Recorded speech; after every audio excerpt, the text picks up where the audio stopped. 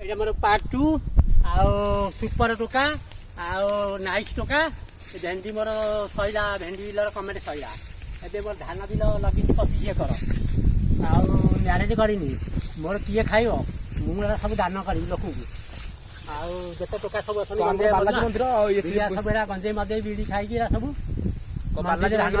ଯାହା ଆସିଲା ସବୁ ଦିଆ ହବ। ବାଲାଜୀ ମନ୍ଦିର ସବୁ ଯାଉ। ଆଉ ଧାନ ଗୁଡା ତଥାପି କନ୍ଧେଇ ଦଉଛି। ଧାନଟା ପିଡ଼ିଆ ପଡ଼ିଥିଲା ଟିକେ ଝାଡ଼ି ଦଉଛି। ପୋକ ଟିକେ ଲାଗିଛନ୍ତି, ମଶା ବି ଧାନରେ ଲାଗୁ ଯାଉଛନ୍ତି। ମଶା ଲାଗିଲେ ବି ଧାନ ହବନି, ଅଗାଡ଼ି ହେଇଯିବ। ଆଉ ଆଲୋ ଯାଇଛି ତଥାପି ସ୍କୁଲ ପାଠ ପଢ଼ା ବନ୍ଦ କରିକି ଆସିକି ମୋତେ ଏଇ ଧାନ ବିଲ ଜଗିବାକୁ ପଡ଼ୁଛି।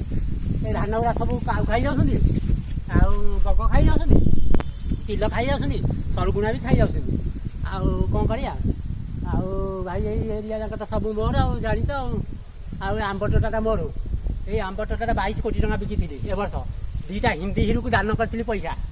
2ଟା ହିନ୍ଦୀ ହିରୋ ରବି ଦେବାନକୁ ସନ୍ନି ଦେବାନକୁ ପଇସା ମୁଁ ଦାନ କରିବି ଏଇ ଆମ୍ବ ଟୋଟାକୁ ଦେଖେଇକି ବିକି। ଆଉ ଭାଇ କୋଟିପତି, ଆଉ ମୁକେଶ ଅମ୍ବାନୀକି ମୁଁ କିଣିବା ଲୋକ।